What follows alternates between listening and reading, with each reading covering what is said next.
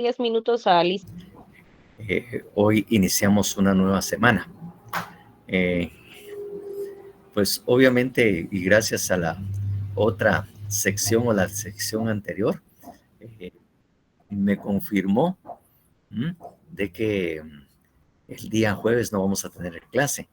Es decir, yo había pensado, tenía la idea de que el descanso iba a ser el miércoles. No sé por qué, se me cruzaron los cables. Así que prácticamente esta va a ser primera y última de esta semana, porque el 15 pues estaremos eh, en descanso del 15 de agosto. Y por si no lo sabían, o tal vez ya se enteraron, no sé, pero que hubo un problema ahí en la facultad, que prácticamente el servicio de agua no estaba funcionando. No sé qué problemas tuvieron los de la municipalidad o de Empagua y no había agua. Total que en la facultad o en la universidad tuvieron que suspender, eh, ¿cómo se llama? Tuvieron que suspender las actividades administrativas y académicas. Las tuvieron que interponer y los profesores se les dio la instrucción de que tenían que dar clases virtuales. Así que aun y cuando hubiéramos estado presenciales, hoy no hubiéramos podido tener clases así, sino que solamente virtuales. Ojalá que se repare el daño. No vaya a ser que el día de mañana tampoco podamos tener actividad si no es que hacen las reparaciones debidas. Pero yo creo que sí. De repente no vamos a tener problema y el día miércoles. ¿Ah? ¿Aló? Hay que pagarle, digo. Hay que parar el agua de vez en cuando. Pues sí, entonces ese problema. Entonces, así que es esto lo que tenemos así de noticia. Bueno, la tarde de hoy pues vamos a tener una presentación de PowerPoint eh, bastante, es un poco grande, bastante amplia, donde se va a exponer varios puntos que tenemos planificado. Había pensado de que esta misma semana, pensando que no íbamos a tener interrupción de clases, que íbamos a terminarla.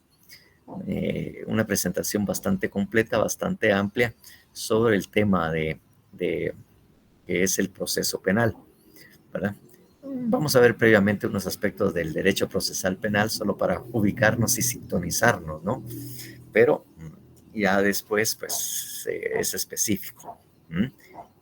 Como le digo, la presentación es bastante grande, tiene bastantes diapositivas y vamos a empezar a dar la clase.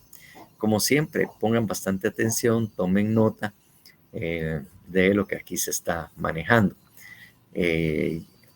Aun y cuando, pues ya saben ustedes, como es ya sabido también, que esta presentación, cuando la terminemos nosotros aquí en esta actividad virtual, pues entonces nosotros la estaremos subiendo al Facebook. Pero por favor tomen nota de toda la información que se está dando, porque obviamente no es solo leer la diapositiva, sino que de poder expandir, de poder ampliar lo que ahí se está publicando, tiene en la presentación. Y me había olvidado de algo que para ustedes es bastante importante, porque como es un derecho procesal penal 1, entonces en este caso los exámenes van a ser en selección múltiple. En algunos casos también es de paréntesis, también hemos tenido exámenes en este caso de paréntesis. O sea, cuestiones prácticas no hay, todo es teórico, por lo tanto la selección múltiple va a reinar y también podría ser otro tipo de esto como es la de paréntesis. Así que ya están avisados, advertidos, sobre aviso no hay engaño, y ya saben, para la selección múltiple tienen que leer bien antes de subrayar, o como ustedes dicen, y me enseñaron a mí, antes de poner la raya, fíjense bien, la rayita no me la ande poniendo en cualquier lado, porque si no, pierde, ¿verdad? Bueno, entonces ya con esa noticia y esa advertencia, veo que tenemos más o menos 72, 73 alumnos en clase. Vamos a dar inicio a la actividad y a la presentación en PowerPoint, ¿verdad? Entonces, eh, well, entonces ya saben que siempre voy a estar hablando un poco inglés por la persona que me ayuda, así que no se vayan a sorprender, ¿verdad? Well, let's begin with the presentation, please.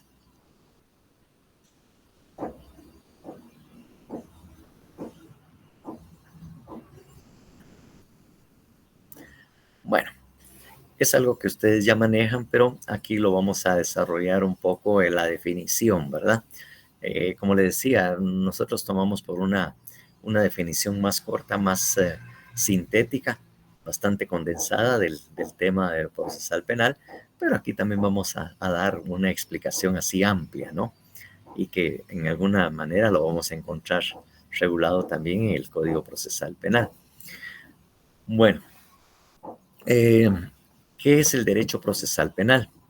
Según la doctrina, es el conjunto de normas, instituciones y principios jurídicos que regulan la función jurisdiccional, la competencia de los jueces y la actuación de las partes dentro de las distintas fases procedimentales, y que tienen como fin establecer la verdad histórica del hecho y la participación del imputado durante la sustanciación del proceso penal, para luego obtener una sentencia justa.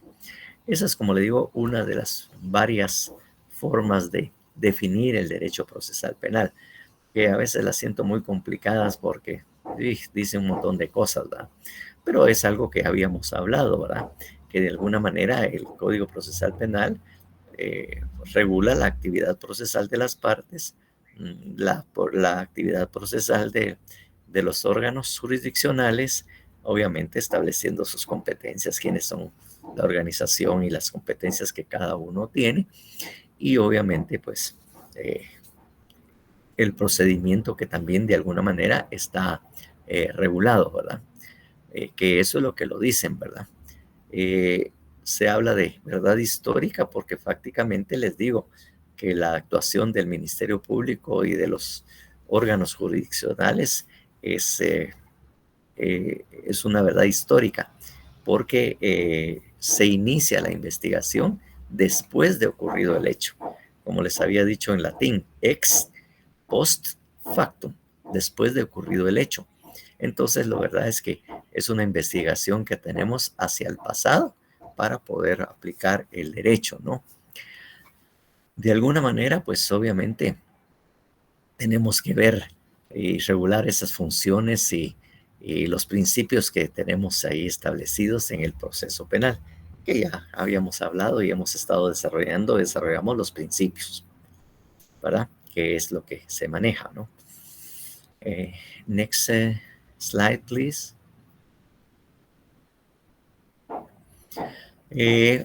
Como les digo, ¿verdad? Que no obstante, ¿verdad? En la actualidad se ha dado una definición más concreta y certera, ¿verdad? Para evitar tanta hablar. En cuanto a que son un conjunto de normas jurídicas de carácter público que regulan el proceso penal. Y obviamente el proceso penal, pues ya saben, tiene todas esas instituciones, todas las fases o etapas o procedimientos que estábamos diciendo y que regulan la actividad, ¿verdad? Que de alguna manera están ahí, ¿verdad? Entonces, que es la definición eh, que hemos estado precisamente desarrollando y concretando en las clases. Next, please.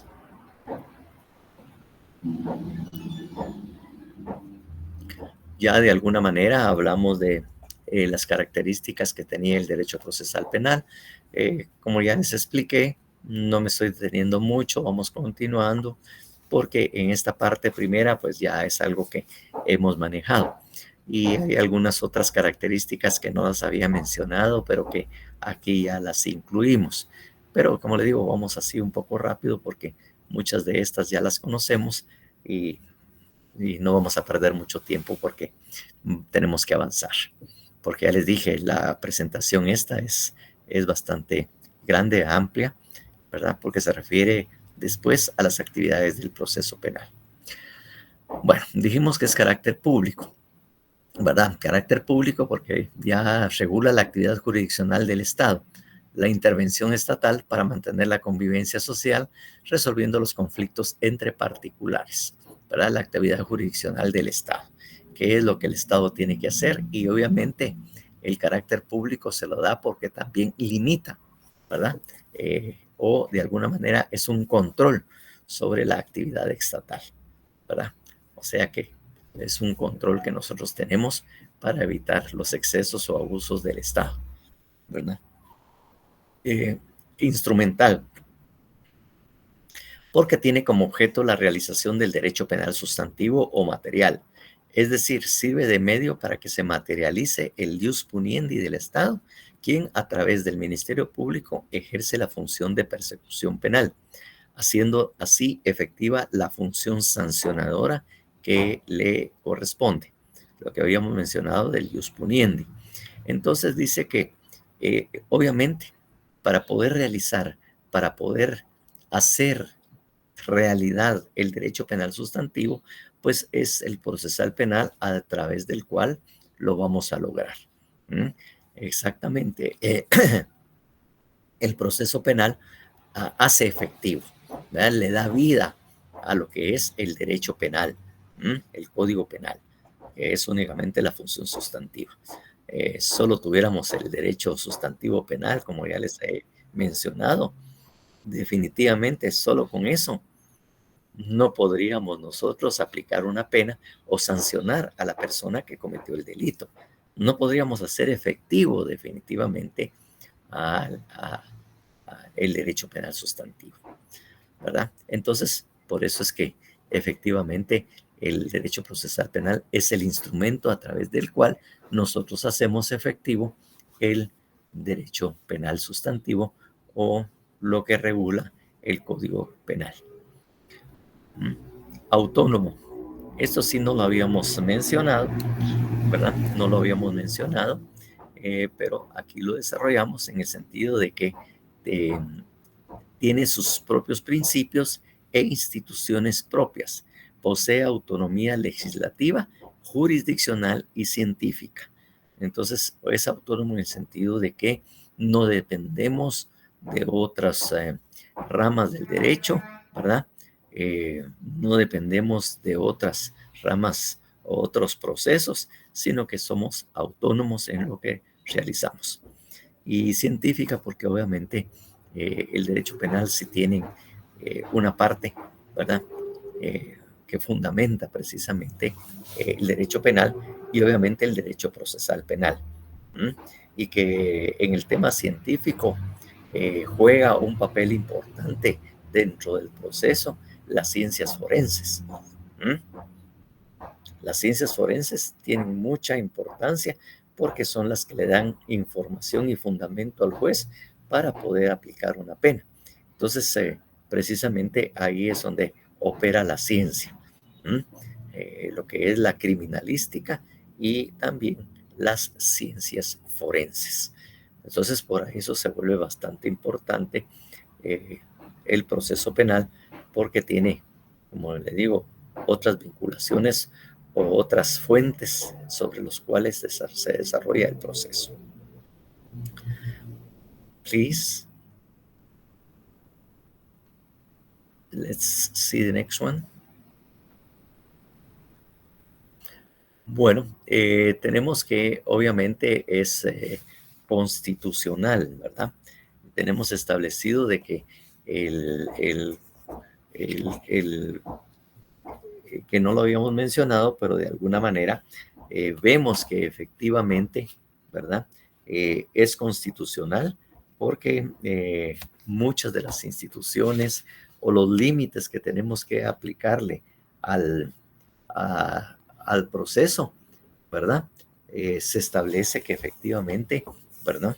Es constitucional, porque ya van a ver ustedes, porque vamos a empezar a notar o a darnos cuenta que esos primeros artículos de la Constitución, los primeros 44 artículos, pareciera que estuvieran hechos expresamente y exclusivamente al proceso penal, precisamente porque a través de esos derechos es que vamos a limitar ese poder del Estado. Ahí, cuando se señala Constitución Política de la República de Guatemala, realmente es el 16 del Código Procesal Penal. Ese es el que precisamente fundamenta el hecho de ser constitucional. Así que no es la Constitución, porque el 16 regula otra cosa distinta. El artículo 16 del Código Procesal Penal regula respeto a los derechos humanos, ¿verdad? Los tribunales y demás autoridades que intervengan en los procesos deberán cumplir los deberes que les imponen la Constitución y los tratados internacionales sobre respeto a los derechos humanos. Ven ustedes, eso en el Código Procesal Penal es que reafirma que efectivamente el derecho procesal penal es constitucional. Por eso es que también hemos visto que, o vamos a ver y vamos a concluir, ¿verdad? Sí, Londi. Sí, corroborando el artículo sería 46 constitucional, licenciado. Sí, 16, sí, el 16. Lo vamos a corregir. En sí, vez pues, de 16 es 46. 16 del Código Procesal Penal, y en la Constitución me está diciendo también Londi, bueno, eso lo ponemos después, que es el 46. Bueno, vamos a ver primero esto y después miramos el 46. Entonces les decía yo que efectivamente, de acuerdo al Código Procesal Penal, está el tema del respeto a los derechos humanos y la Constitución. Y por eso es que muchos artículos o los primeros artículos se refieren bastante a esto. Entonces, cuando uno está en el área procesal penal, obviamente tiene que tener un buen manejo y buen conocimiento del derecho constitucional, ¿verdad? Y obviamente también les decía yo, el manejo también de los derechos humanos, porque sirven y fundamentan muchos alegatos que nosotros hacemos en las audiencias. Entonces, sí, ya les decía yo que de alguna manera, cuando se dicta sentencia en la Constitución, en la sentencia también se señalan la fundamentación de carácter constitucional y el tema de los derechos humanos y resoluciones también de la Corte Interamericana de Derechos Humanos.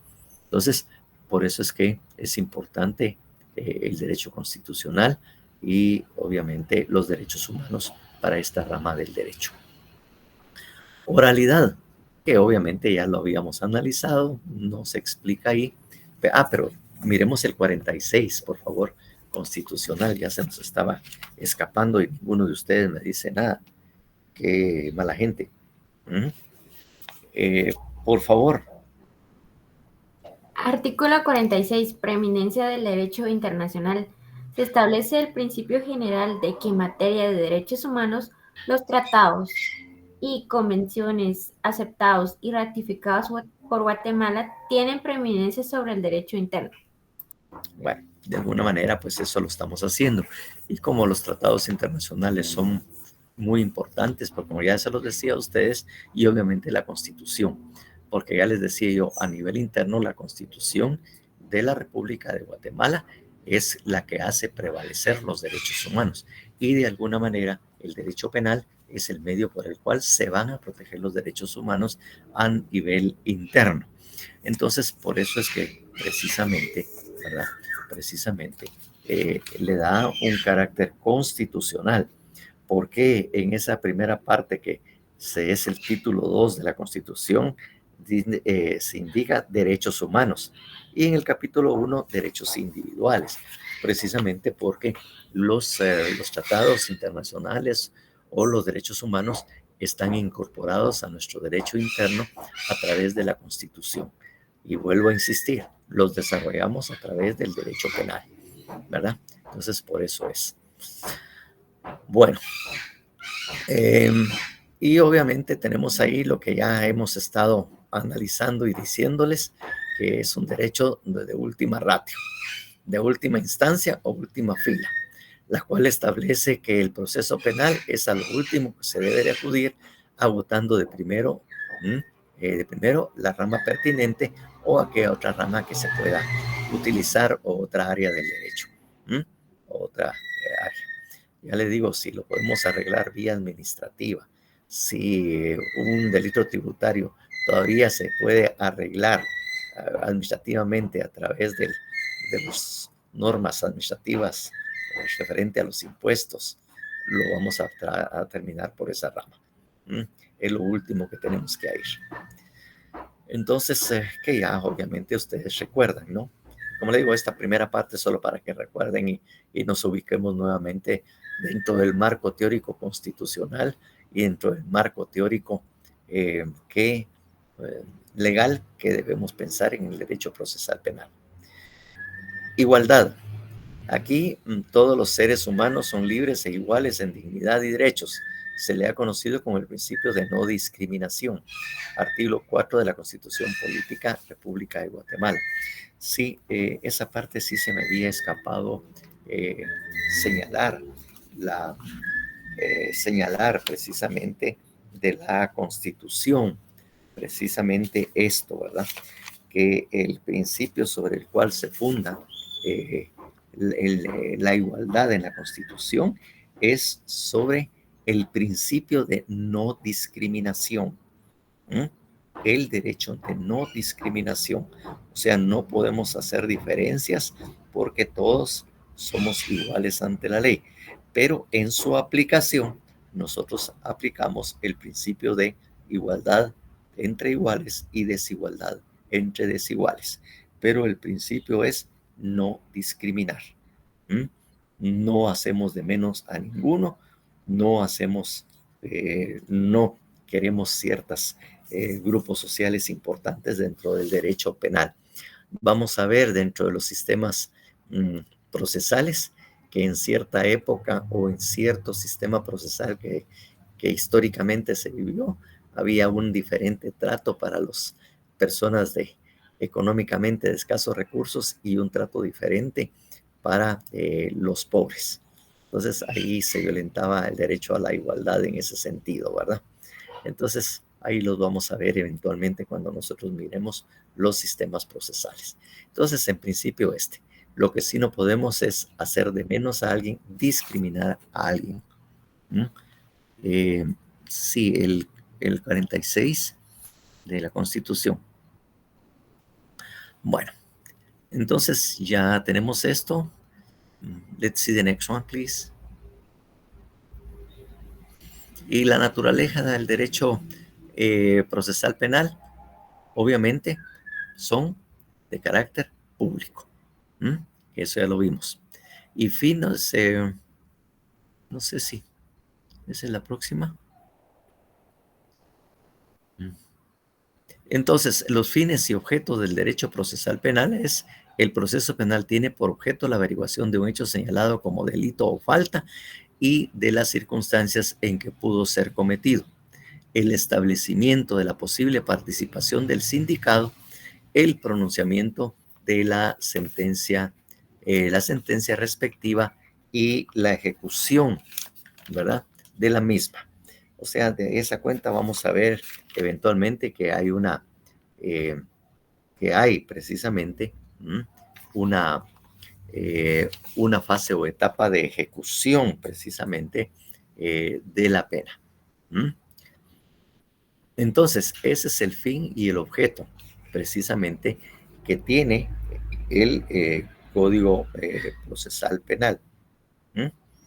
Y obviamente, en el entendido, ¿verdad?, tiene la variación de un hecho señalado como delito o falta. O sea, es establecer si es una conducta prohibida la realizada o no, ¿verdad? Que eso es lo que definitivamente tenemos que establecer y tener bastante claro. Que por eso es que tenemos el derecho procesal penal. Y hay un artículo del Código Procesal Penal que regula eso. No sé si Lundi también nos podría ayudar. Ahorita reviso, Oli. el artículo 21, que ese sí fue el que se me olvidó también, del Código Procesal Penal referente a la igualdad. En esa sí me había olvidado yo y ahorita me recordé. El artículo 21, igualdad en el proceso, establece quienes se encuentren sometidos a proceso penal, un momentito que me estoy quedando sin batería por acá.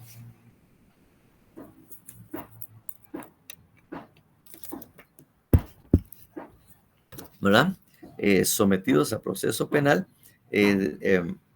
quienes se encuentran sometidos a proceso gozarán de las garantías y derechos que la Constitución y sus leyes establecen sin discriminación, que era que yo le decía que esto es en cuanto a la igualdad de conformidad con lo que tenemos desarrollado en el proceso penal y que estaban en el anterior. Disculpen que por estar pensando en otra cosa, no había señalado el artículo 21, en donde allí también se desarrolla el principio de no discriminación. De alguna manera, recuerden ustedes que cuando hablábamos o señalábamos el hecho de que todos somos iguales de la ley sin discriminación e igualdad, recuérdense que también dentro del proceso penal, todos tienen que ser tratados y tanto tiene derecho el sindicado como la persona, ¿verdad? La persona que es el agraviado o la víctima tienen también los mismos derechos, ¿verdad? Entonces, que eso también establece también precisamente el código procesal penal, ¿verdad? Y obviamente tenemos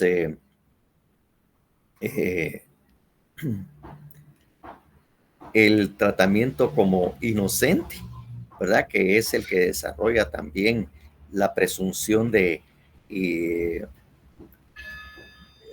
las que se pueden establecer. Miremos también el 16, artículo 16 del Código Procesal Penal. Respeto a los derechos humanos. Los tribunales y demás autoridades que intervengan en los procesos deberán cumplir los deberes que les impone la Constitución y los tratados internacionales sobre los derechos humanos. Para reiterar el tema de igualdad que no había hecho algún señalamiento y que de alguna manera estaba precisamente establecido en esto, ¿verdad? Que estaba también establecido en el Código Procesal Penal. Entonces, estos, como le digo, son bastante importantes. Y obviamente, miremos el artículo 5, fines del proceso, por favor.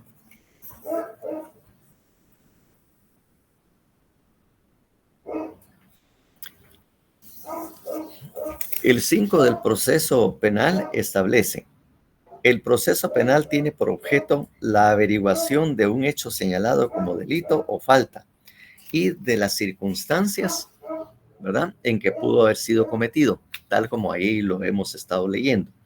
El establecimiento de la posible participación del sindicado, el pronunciamiento de la sentencia respectiva y la ejecución de la misma. Eso es lo que hemos tenido aquí y copiamos del artículo 5 del Código Procesal Penal. Y esto que viene, que reitera la igualdad. La víctima, el agraviado y el imputado como sujetos procesales tienen derecho a la tutela judicial efectiva. El procedimiento por aplicación del principio del debido proceso debe responder a las legítimas pretensiones de ambos. Entonces, ahí es donde reiteramos la igualdad. Ahí reiteramos la igualdad, ¿verdad?, que hemos estado anunciando y que deberíamos haber pronunciado. Si ustedes ven, ahí hay algo muy importante que definitivamente, ¿verdad? Que las dos son personas, ¿verdad? Tienen que ser tratados por igual, tanto la víctima, el agraviado y el imputado. Porque recuerden que habíamos hablado ya, para fundamentar esto, que tanto la persona agraviada como la víctima del delito y el imputado, hasta ese momento, tienen la misma calidad, son inocentes. De esa misma inocencia gozan los dos. Y que en el único momento donde se hace la separación y se le puede dar un trato relativamente distinto es cuando la persona ya tiene una sentencia ejecutoriada. Ahí sí ya él es culpable, ahí ya no es igual. Por lo tanto, ya merece un trato también desigual. Pero antes de eso, como les digo, los dos son tan inocentes el uno como el otro, salvo que en sentencia ejecutoriada, ¿verdad?, se establezca la culpabilidad de esa persona. Entonces, en ese caso, como les digo yo, es lo que siempre tenemos que, obviamente, respetar precisamente esto. Otra aclaración. En ese último párrafo indica la víctima o el agraviado o el imputado. La víctima y el agraviado no son necesariamente las mismas personas, porque la víctima es quien recibió el daño, quien efectivamente, ¿verdad?, de alguna manera fue lesionado. Esa es la víctima, que de alguna manera se le lesionó un bien jurídico tutelado. Él es la víctima. Pero el agraviado es el derecho también que tienen las personas que son parientes, cónyuge de la persona, la víctima. Se hace la diferencia en el Código Procesal Penal de la víctima y el agraviado porque a veces, en diferentes casos o por hechos distintos, la víctima no puede estar en el proceso. Por ejemplo, si a la persona la mataron, la víctima está muerta. Por lo tanto, no puede participar en el proceso penal. Entonces, los que tienen derecho a intervenir, ¿verdad?, son los que la ley le reconoce la calidad, ¿verdad?, de agraviado. Esos son los que efectivamente pueden intervenir dentro del proceso. Y bueno, solo para referencia, porque eso lo explicaremos en su momento. Ahí en el 117 del Código Procesal Penal explica quiénes tienen la calidad de agraviados. Pero el que directamente fue afectado o recibió o fue lesionado en sus bienes jurídicos es la víctima. Pero resulta que no todo siempre la víctima puede estar presente en el proceso. El claro ejemplo es que la persona haya muerto, pero puede ser que como producto de la agresión que recibió la víctima, esté hospitalizado, ha perdido la conciencia, está entubado, o sea, una serie de factores que a él le impiden participar. Pero ahí efectivamente entra lo que regula el 117, que es el agraviado, donde establece el listado de quienes pueden en su momento actuar dentro del proceso y tienen la calidad de afectados o lesionados también por el delito que ha sido cometido. Entonces, esa es la diferencia que establecemos ahí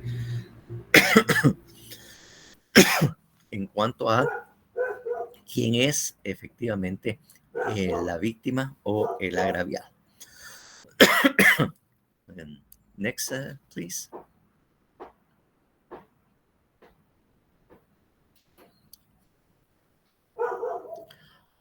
Bueno, aquí ya nos vamos a referir claramente a lo que vamos a trabajar, porque ya lo anterior de alguna manera ya lo habíamos analizado, ya habíamos empezado. Aquí en esto también lo repetimos, aunque también extendimos o ampliamos algunos aspectos que por alguna razón no lo habíamos podido hacer antes, ¿verdad? Entonces ahí también tenemos ahí algunos hechos o datos importantes que debieron haberse tomado en cuenta.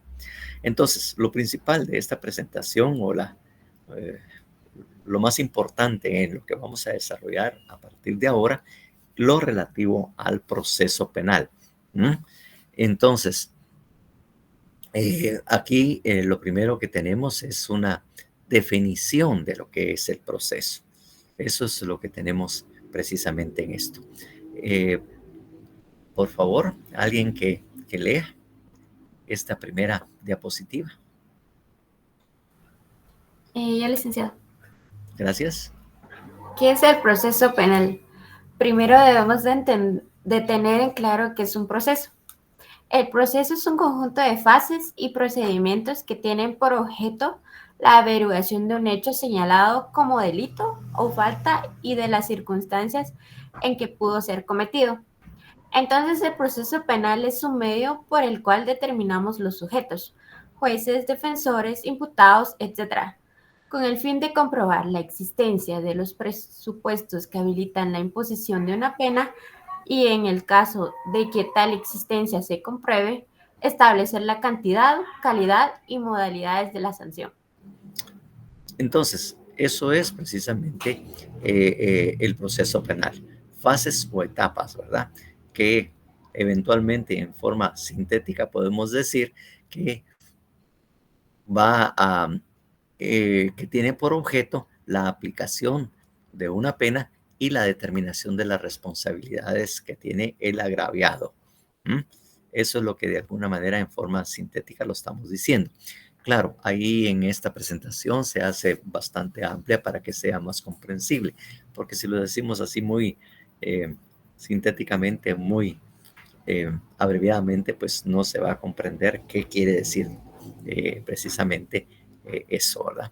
Entonces, fases y procedimientos que tienen como objeto la averiguación de un hecho señalado como delito o falta y las circunstancias en que pudo haber sido cometido.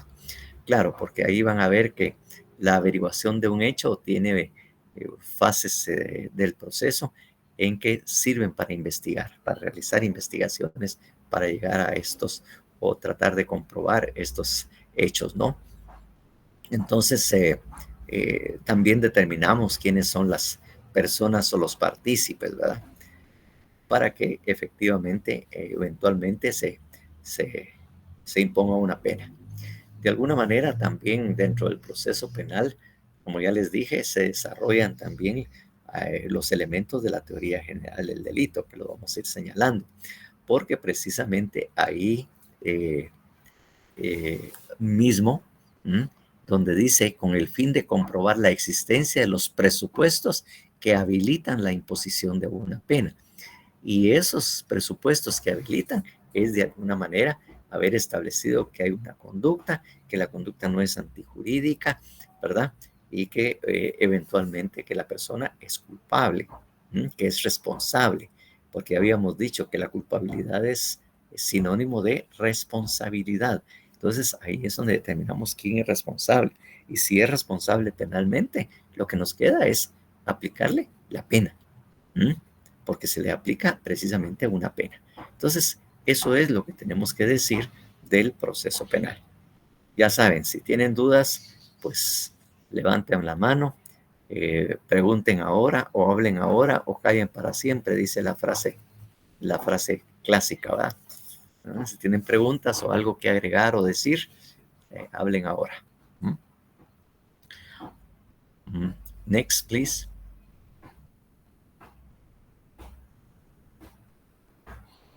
Bien, dijimos que habían fases o etapas procesales y procedimientos.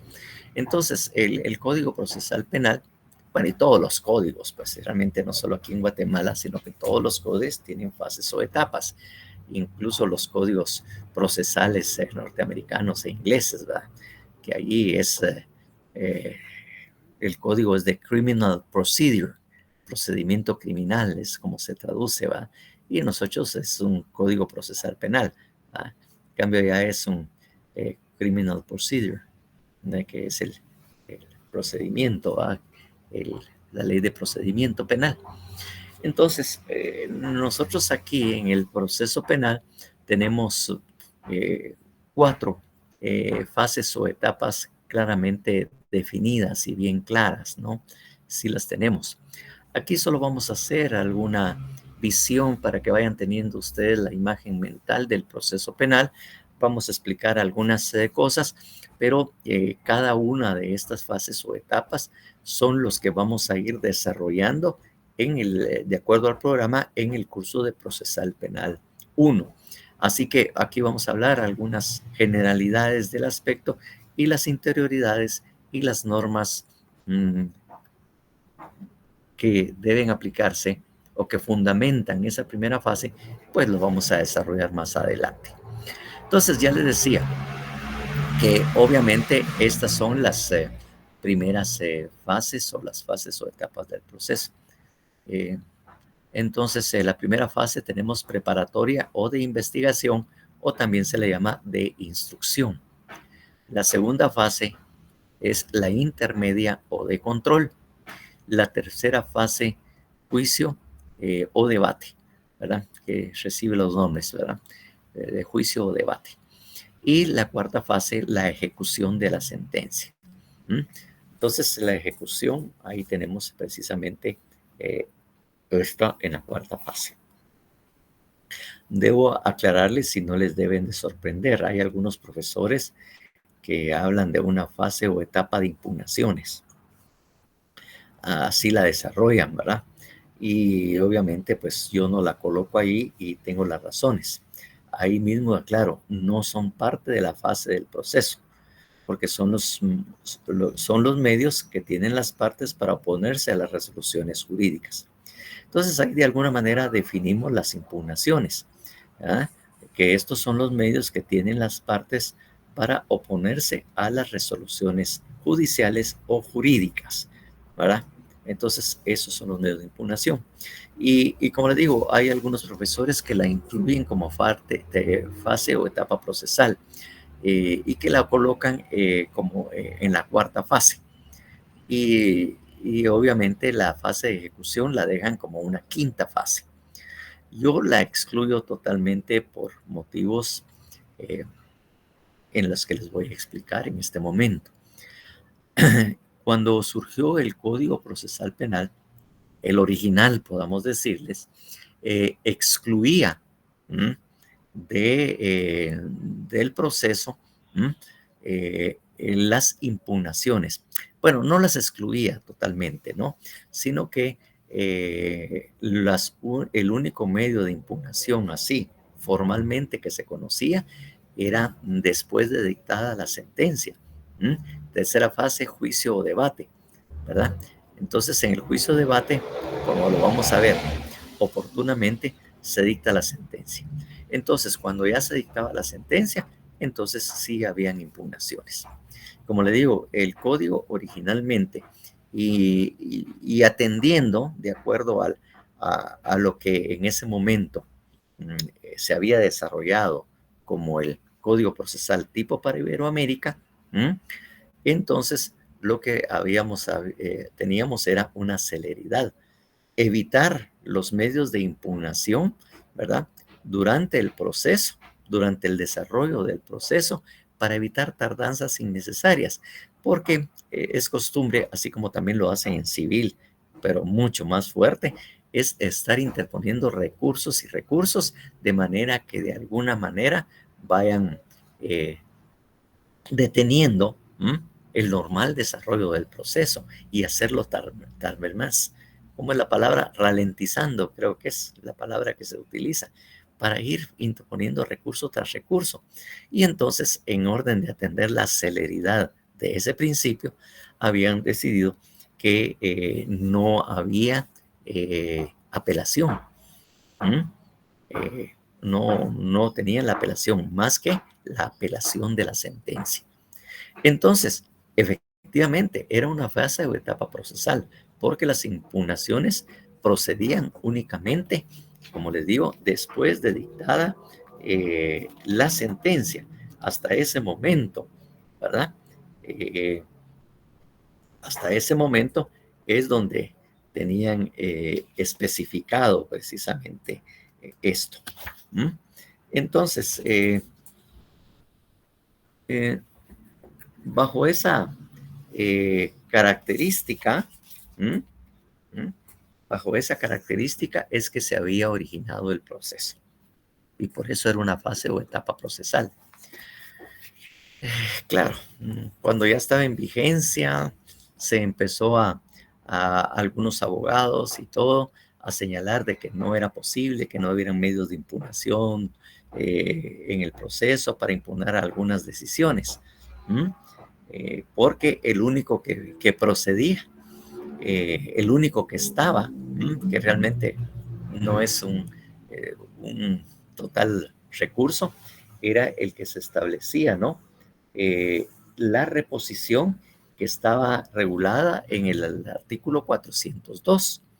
Ese era el único que se tenía como recurso o medio de impugnación, pero no procedía por mayor cosa, ¿no? Y obviamente las protestas y la insistencia de los abogados o muchos que se opusieron fue que se tuvo que reformar el Código Procesal Penal. Y de ahí se creó precisamente la apelación. Esto está regulado en el 404 del Código Procesal Penal. Si ustedes ven, ¿verdad? El artículo 404 del Código Procesal Penal, y lo tienen ahí a la mano, entonces ven ustedes que ahí claramente establece reformado por el artículo 44 del Congreso 7997, el cual queda así. O sea, en 1997 fue que ingresó la reforma al Código Procesal Penal en el cual se incluye precisamente la apelación, ¿verdad? La apelación se incluyó precisamente, ¿verdad? Precisamente en el Código Procesal. Entonces, eso surgió. Y obviamente, aquí ya se le dio la facultad de que son apelables los autos dictados por los jueces de primera instancia que resuelven. Y ahí mismo, pues hay como 13 motivos por los cuales es posible apelar. Uno de los alegatos, por cierto, que parecía así muy sencillo, pero tal vez tenía importancia, es que señalaban, como no hay apelación, entonces, ¿qué trabajo van a realizar los salas de instancia penal? Si lo único que van a resolver son las apelaciones de las sentencias, es lo único que van a hacer. Por lo tanto, prácticamente están los magistrados de las salas de apelaciones sin hacer nada.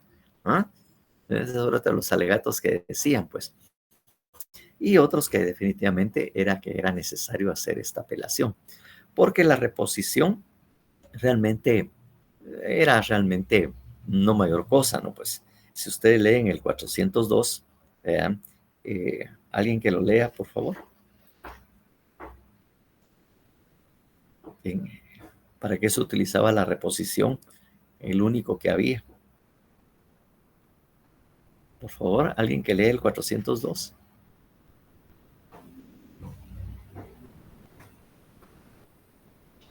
Artículo 402. Procedencia y trámite. El recurso de reposición procederá contra las resoluciones dictadas sin audiencia previa y que no sean apelables, a fin de que el mismo tribunal que las dictó examine nuevamente la cuestión y dicte la resolución que corresponda. Se interpondrá por escrito fundado dentro del plazo de 3 días y el tribunal lo resolverá de plano, en el mismo plazo. Bueno, y la otra posible, leamos el 403 porque ese era el único recurso que se podía hacer en las audiencias orales. En las audiencias, pues. El 403, por favor. 403. Reposición durante el juicio. Las resoluciones emitidas durante el trámite del juicio podrán ser recurridas por las partes tan solo mediante su reposición. En el debate, el recurso se interpondrá oralmente y se tramitará y resolverá inmediatamente, sin suspenderlo, en lo posible. La reposición durante el juicio equivale a la protesta de anulación a que se refiere la apelación especial para el caso de que el tribunal no decida la cuestión de conformidad con el recurso interpuesto. Entonces ahí tenemos que la reposición, que sí existía, solamente se podía hacer en resoluciones dictadas sin audiencia previa. Señala ahí resoluciones sin audiencia previa. Entonces, eso también lo hacía pensar a uno, porque ¿cuáles son las resoluciones sin audiencia previa? Incluso así, hubo en aquella época, cuando recién salió el Código Procesal Penal, que una asesora del bufete popular, cuando daban las clínicas procesales, se animaba a decir, ¿verdad?, de que el recurso de reposición eran dictadas contra resoluciones dictadas sin audiencia previa. Y para eso era que se interponía la reposición, para que le dieran a uno audiencia. Obviamente tampoco entendía, sin audiencia previa siguen siendo muchas resoluciones, pero no era para que uno también le dieran audiencia, porque desconocía qué quería decir eso. Yo también lo desconocía hasta que también lo tuve que estudiar e investigar. Pero recuérdense ustedes cuáles son las resoluciones judiciales. ¿Cuáles son las 3 que hay? ¿Cuáles son?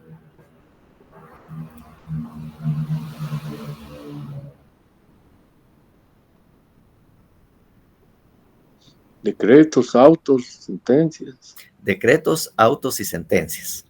Esos son los 3, ¿verdad? Y resulta que cuando se refiere a las resoluciones dictadas sin audiencia previa, se refiere a los decretos, resoluciones de puro trámite, resoluciones para darle continuidad al proceso, pues. Entonces, ahí no se necesita una audiencia previa. O sea, no necesito consultar a la otra parte. Por ejemplo, yo interpongo, y en los demás juzgados así es, pues. Ustedes interponen una demanda o una querella o algo, el juez, al recibirla, dicta una resolución, sin preguntarle previamente a la persona que está siendo demandada o contra quién va a ser la querella, que si está de acuerdo o no en la querella presentada. Por eso es que no hay audiencia, porque son audiencias de puro trámite. ¿Qué es lo más que dicen esas resoluciones? Se tiene por recibido el escrito de demanda o la querella presentada por fulano de tal en contra de fulano de tal. Se presenta esto, tal cosa, así un breve resumen, por lo que se acepta para su trámite y que continúe el proceso, notificando en este caso nosotros al Ministerio Público para que le dé trámite a lo que sea pertinente. De puro trámite, no hay audiencia. O cuando se pide una medida precautoria, cuando se pide el embargo, o se pide una primera declaración, ¿verdad? O que señale o primera declaración y todo, tampoco le dan audiencia. Mire, fíjese que el Ministerio Público está pidiendo día y hora para una primera declaración. ¿Qué dice usted? ¿Está de acuerdo? No. Simplemente señalan día y hora sin audiencia previa. Entonces tenemos que entender que lo que quiere decir ahí es que estamos hablando de los decretos. Los decretos se puede interponer reposición porque en la tramitación o algún aspecto de la resolución se cometió algún error o no está completo o le faltó agregar algo. Entonces una reposición, porque dice en el decreto, la resolución dictada por ustedes en tal fecha, se olvidó incluir tal y tal cosa, lo cual fue pedido por mí en el momento de presentar la querella o la demanda. Así, cositas así, ¿verdad? Y obviamente, con las audiencias orales, es la reposición lo único que vale. Cualquier audiencia que se presente en una audiencia, solo procede el de reposición. Si uno quiere interponer apelación o algo, tiene que esperar 3 días o hacer otra, esperar el tiempo ahí establecido, de acuerdo al recurso, para que uno pueda interponerlo, porque todos los medios de impugnación si se presentan por escrito. Yo les decía, todo es oral, no únicamente los medios de impugnación tiene que presentarse por escrito. Entonces, bajo esa característica que tenía, que el medio de impugnación solo procedía después de dictada la sentencia, ahí sí era una fase o etapa procesal. Pero cuando se hizo esta reforma, los recursos o medios de disposición no son una etapa procesal. ¿Por qué? Porque estos se pueden interponer en cualquier momento, en cualquier fase o etapa del proceso penal. Antes, porque solo ahí se podían presentar. No había otro momento. Ese era el momento idóneo, único, que el Código Procesal establecía para impugnar. Nada más. Lo demás no existía. Tal y como ustedes oyeron acá, ¿verdad? Entonces, y lo que pasa es que las fases o etapas, como vamos a ver, tienen eventualmente, tienen características muy especiales, que hay un principio de preclusión. Y el principio de preclusión nos dice que agotada una fase o etapa procesal, no se puede regresar a esa fase o etapa. Una vez agotado, no hay retroceso. Tiene que seguir hacia adelante, no puede retroceder. Entonces, por eso, preclusión. ¿Pero qué pasa ahora? No puede ser fase o etapa, porque en cualquier momento yo estoy impugnando, en cualquier fase o etapa. Al final, las impugnaciones se convierten en un eje del proceso. O sea, entendiendo que es un eje, pues. Algunos hablan de eje transversal. La palabra eje trae inmerso o dentro de su contenido que es transversal. O sea, se pueden presentar en cualquier lugar de la rueda. Raúl, ¿qué pasó? Solo estaba leyendo las impugnaciones que no son parte de la fase del proceso. Eso es la parte que aprendimos en la parte general de los procesos, que se hacen cuerda separada. Exactamente. O sea, Okay. no, porque como lo que pasa es para que... ese mismo fin. Sí, pues, entiendo. Lo que pasa es que los medios de impugnación son, como quien dice, la mayoría de ellos, por ejemplo, la apelación, son recursos de alzada, en que la persona que emitió la resolución no es el que resuelve, sino que lo eleva al órgano superior para que éste sea el que resuelve. Es decir, si yo interpongo un recurso de apelación, el juez ad quo, o sea, quien emitió la resolución, no lo puede hacer, lo tiene que elevar. Eso inicia o implica que obviamente se abra otra adicional para el tema únicamente del recurso. Y después de que ya resolvió el de arriba, manda hacia abajo la resolución para continuar con el trámite. Bien hecho, ¿verdad? Bien hecho. Sí, pues, bien pensado, dirían por ahí. El recurso de alzada, así es exactamente como se le conoce también. Otra duda, licenciado. Digamos, cuando el código fue publicado, digamos, el 404 no existía, o sí existía, porque es que en mi código, en mi código aparece marcado como que se adicionó en el 7997 el 13, que se refiere a los autos, el numeral 13. Entonces yo tengo dudas si son todos los que se crearon en el 97, sí, exactamente. o solo el... Es que dentro de esas reformas también se hicieron otras reformas en ese momento, pues por eso es que se habla del, por ejemplo, aquí el 400 habla del artículo 44. En las reformas, dentro de las varias que hubo, en el artículo 44 se refirió precisamente a al recurso de apelación. Ok. Entonces, o sea, lo dejaron como nuevo en su momento. Exactamente. Entonces, cuando se incorpora, prácticamente dice reformar, el artículo dice reformar el artículo 404 del Código Procesal Penal en el sentido de que, decir la apelación, ahí es donde dicen todo lo que tienen que decir. Muchas gracias, licenciado. Sí, pues. Entonces, lo que pasa es que el de reposición lo resolvía el mismo que emitió la resolución. Entonces no tardaba mucho A él se le interponía el recurso, él lo conocía y lo resolvía, él mismo, ¿verdad? Entonces, por eso es que el mismo que la emitió resuelve. En cambio, en el de alzada, ¿verdad? El que emitió la resolución debe elevarlo al superior jerárquico para que él conozca y resuelva. Esa es la Muy diferencia. bien, muy bien. Gracias. Uh-huh. Mire, hasta eso tiene uno que aprender en estas cosas, ¿no? Bueno, entonces por eso es que yo le quité dentro de mis clases el carácter de fase o etapa procesal, porque no es una fase o etapa procesal. ¿Ah? Fuera etapa procesal si fuera como antes, que solo se podía hacer durante la sentencia, no antes ni después, solo en ese momento se podía presentar. Entonces sí era una fase o etapa procesal. Pero como ahora, como le digo, puedo interponer una apelación en la primera de la fase preparatoria de investigación, puedo hacerlo en la segunda, o sea, puedo interponer en varios de ellos. Entonces, no es fase o etapa. Se convirtió, como le dije, en un eje. No digo eje transversal, como dicen muchos, porque el eje, por su naturaleza, es transversal. Y si muchos no entienden muy bien esto, es como los rayos que tiene, como le decimos a los rayos de la bicicleta. La bicicleta, esas linitas de metal que tienen del centro de la llanta hacia la orilla, ¿no? O las motos que también tienen esa linita de sostén. Eso es un eje, ¿verdad? Ajá. Entonces, por eso es que no lo tengo yo. O el imaginario de la Tierra, ¿no? El eje está imaginario, ¿verdad? El eje también. ¿No? El eje de la Tierra, precisamente.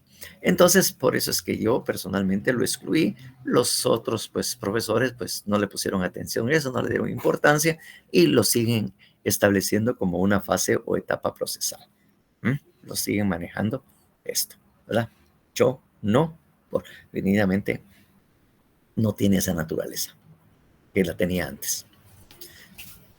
Bien, entonces, next slide, please. Entonces, vamos a hablar algunas cositas así generales de cada una de esas fases o etapas que se trate, ¿no? Primero tenemos la fase preparatoria, que según dice se divide allí en tres partes. Una investigación preliminar, investigación criminal, con fundamentos en el artículo 304 al 305 del Código Procesal Penal. Dos, una preparatoria propiamente dicha, que solo puede realizarla el Ministerio Público con exclusividad y que tiene fundamento en el 309, el 323 del Código Procesal Penal. Bueno, y de alguna manera el 82, que ahí lo manda él a investigar también. Y tercero, conclusión, el acto conclusivo, fundamento 324 al 331 del Código Procesal Penal. Bien, vamos a hablar un poco de estas tres partes, ¿no?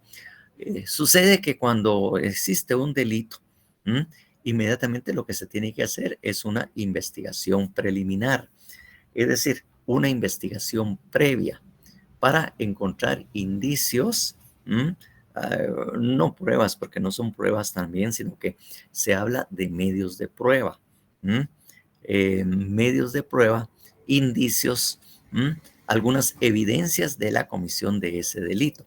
Es cuando llega precisamente la policía a algo, cierra el área y llama al Ministerio Público.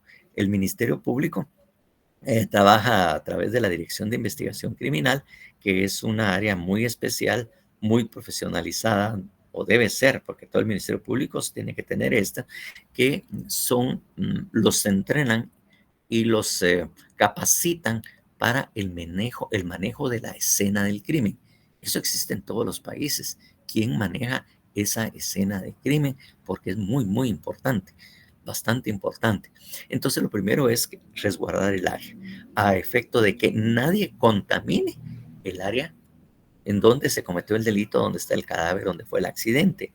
Porque el Ministerio Público llega con cámaras, fotografías, a fotografiar el lugar, a fotografiar el cadáver, si hay casquillos de bala, si hay manchas de sangre, todo eso. Él no lo toca, sino que pone una especie de numeración, le toma foto y a una después de que toma foto, la recoge cuidadosamente y usualmente los especialistas en escena de crimen, los de DICE, deben de cargar guantes.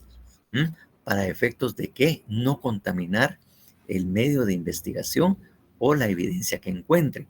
Entonces deben utilizar guantes para poder recogerla, ponerla en una bolsa plástica, resguardarla a efecto de que no se contamine y no vayan a aparecer, ¿cómo se llama? Huellas o aspectos ajenas a las personas que pudieron haber participado. Entonces, eso es lo que hace el Ministerio Público cuando hay un accidente, cuando hay un muerto o un herido, llamarlo inmediatamente, o sobre todo cuando hay muerto, es resguardar el orden y llamar. Ya ve que los bomberos también se tienen que quedar ahí después de llamar al Ministerio Público porque no pueden mover el cadáver, porque hay una investigación que realizar por parte del MP y ellos tienen que llegar a resguardar el área. Esa investigación preliminar, esa investigación no es exclusiva también del Ministerio Público. Si vemos el 304 a que nos estamos refiriendo, ¿verdad? Que está ahí prácticamente, vemos que no es, y ahí establece quiénes son los que hacen esa investigación preliminar, quiénes pueden realizarla, y que obviamente ahí lo establece. ¿Alguien que lee el 304, por favor? Artículo 304. Prevención policial. Los funcionarios y agentes policiales que tengan noticia de un hecho punible perseguible de oficio informarán enseguida detalladamente al Ministerio Público y practicarán una investigación preliminar para reunir o asegurar con urgencia los elementos de convicción y evitar la fuga u ocultación de los sospechosos. Igual función tendrán los jueces de paz en los lugares donde no existan funcionarios del Ministerio Público o agentes de policía. Entonces, como le digo, en esa investigación preliminar que lo puede realizar la policía, el juez, personas distintas, ¿verdad? Pueden realizar precisamente esa investigación preliminar para recoger todas las evidencias que sean necesarias.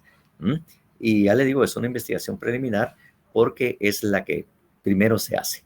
Y usualmente, como le digo, a las primeras 24, en algunos delitos 36 y otros 48 horas después de cometido el delito, es la parte más importante de una investigación criminal. Porque después de esas horas, dependiendo del delito que sea, la evidencia se pierde. Se borra, llueve, pasan carros, empieza a pasar la gente, entonces empieza precisamente a borrarse o a perderse toda esa evidencia. Eso es lo que se llama, en latín, tiene un nombre especial, ¿verdad? Para variar nosotros en los latinazos, y que se llama de la manera siguiente: delicti facti transeuntis. Delicti facti transeuntis. ¿Qué quiere decir? Que las evidencias y los indicios se pierden. Se pierden precisamente porque todas esas evidencias o fácticas que se encontraron después de 24 o 48 horas desaparecen. Transeuntis, dice, son solo de paso, y se pierden con mucha facilidad. Por eso se resguarda, por eso se hace inmediatamente esa investigación preliminar, porque ahí ni siquiera hay una orden de juez, sino que la ley los faculta para que inmediatamente después de cometido un hecho lleguen a levantar todas esas evidencias. Como le digo, lo puede hacer la Policía Nacional, lo puede hacer incluso, como ahí mismo lo dice, pues hasta un juez, un juez de paz lo puede ser, ¿verdad? Los funcionarios. También nosotros como abogados, cuando presentamos una querella para iniciar el proceso, nosotros también hacemos una investigación preliminar. Recogemos documentos, tenemos esto, tenemos lo otro, y todo eso lo presentamos con la querella, porque ya tenemos indicios también que efectivamente algo pasó. Entonces nosotros como al presentar una querella, nosotros también hacemos una investigación preliminar para fundamentar el escrito de querella, ¿no? Demostrando que hubo un delito, un hecho delictuoso y la posibilidad de que la persona contra quien presentamos la querella pudo haber sido la responsable.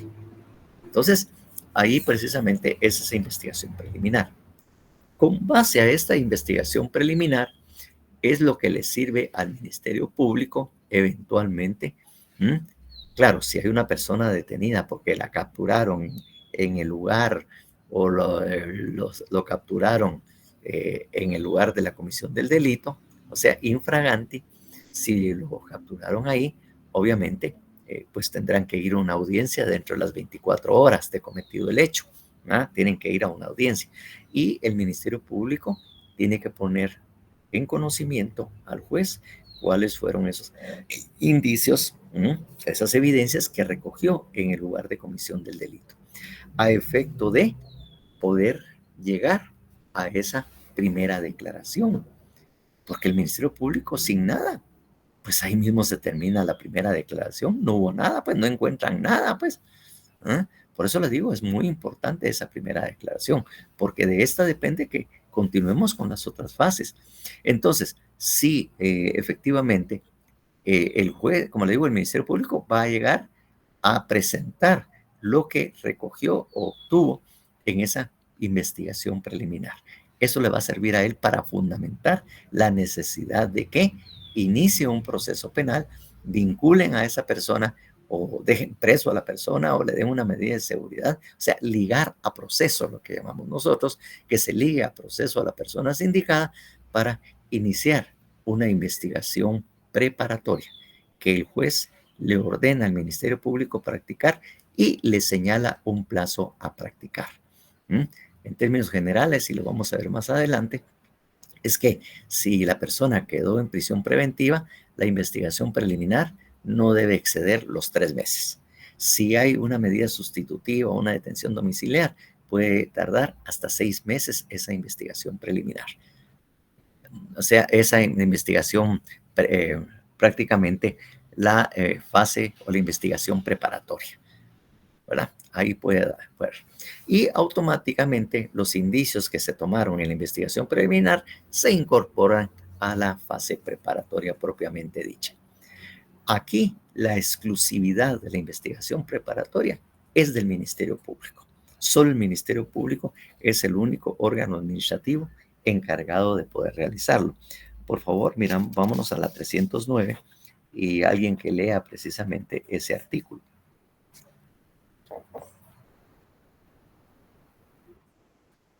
Eric. Por favor.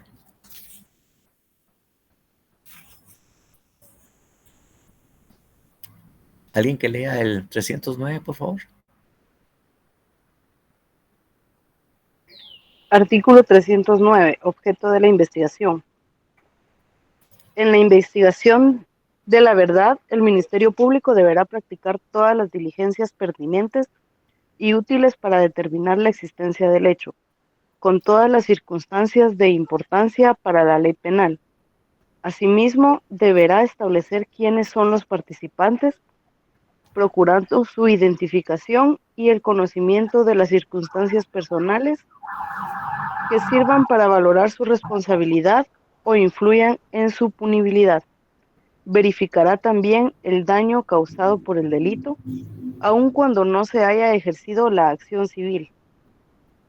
El Ministerio Público actuará en esta etapa a través de sus fiscales de distrito, sección, agentes fiscales y auxiliares fiscales de cualquier categoría previstos en la ley, quienes podrán asistir sin limitación alguna a los actos jurisdiccionales relacionados con la investigación a su cargo, así como a diligencias de cualquier naturaleza que tiendan a la averiguación de la verdad, estando obligados las autoridades o empleados públicos a facilitarles la realización de sus funciones. Tomen en cuenta que ahí hay una palabra que no se leyó. Dice, estando obligados todas las autoridades o empleados públicos a facilitarle la realización de sus funciones. Eso lo vamos a ver más adelante también, que todo funcionario o cualquier persona que ellos soliciten información deben dársela lo más pronto posible o dentro del plazo que ellos señalaron para poder entregar esa información. O sea, no puede nada obstaculizar la investigación del Ministerio Público. Pero como les digo, eso es lo que ellos pueden hacer precisamente en esto. En cuanto al 323, pues no lo vamos a leer porque esto se refiere prácticamente a lo que es la duración, que ya le había dicho, 3 meses si hay persona detenida o 6 meses si hay una detención domiciliar. Lick, disculpe, no se escuchaba mi micrófono. Bueno, entonces les decía yo que el 323 no lo vamos a leer porque se refiere a los plazos que yo ya le estaba señalando, ¿verdad? Los plazos de 3 o 6 meses dependiendo de si la persona está detenida o no. Entonces a eso se refiere. Y el 82 es precisamente ¿cómo se llama? La audiencia de primera declaración, en donde el juez le ordena, le señala el plazo y cuándo debe esta terminar. Y son las 17:20. Y bueno, solo miremos la conclusión, el acto conclusivo que está regulado el 324. Cuando pasa ese plazo que está señalado en la ley, entonces el Ministerio Público, de acuerdo a lo que está regulado en el código y lo ordenado por el juez, pues debe presentar el acto conclusivo, la conclusión de esa investigación preparatoria que realizó y que está regulado en el 324, que ahí puede ir varias cosas, concluir que si hay pruebas y pedir, acusar y pedir la apertura a juicio. Puede ser que no haya encontrado, puede pedir que sea sobreseimiento o que haya una clausura o clausura provisional. Clausura provisional es cuando él todavía tiene algunos medios de prueba pendientes de realizar y de ejecutar, y bajo esa circunstancia le pide un tiempecito más para poder continuar, para poder esa investigación. Si el juez accede, tiene que dejar en inmediata libertad a la persona detenida, quitarle todas esas restricciones, y el Ministerio Público en un mes tiene que presentar cuáles son las conclusiones de esto. Eso es lo que le llamamos como el acto conclusivo y que de alguna manera está regulado en el 324, porque al presentar el acto conclusivo de acuerdo al 331 y 332, sobre todo, se inicia la siguiente fase o etapa procesal, que es la fase de control o intermedia. Entonces, son 17:21, lo vamos a dejar ahí y nos estaremos viendo en una próxima oportunidad, ¿verdad? Porque el día jueves tendrán descanso para ir a la feria, para ir a divertirse un poco, y porque es feriado ahí se recuerdan que solo es el feriado aquí en Guatemala, porque es el feriado del patrono por la celebración del santo patrono de la localidad. Entonces, solo los de Guatemala tenemos derecho a este descanso. Los de otros municipios, nanay, ¿verdad? Ahí no hay ese feriado, no es un feriado para todo Guatemala, exclusivamente aquí en Guatemala por el Día de la Asunción. Bueno, muchísimas gracias. Disculpen que me haya tardado un poco, pero seguimos adelante. Feliz tarde, licenciado. Pasen buena tarde. Licenciado, feliz tarde. Gracias, licenciado. Pasen buena tarde. Igualmente, cuídense, pórtense. Gracias, licenciado. Feliz tarde. Adiós, cuídense, lindo.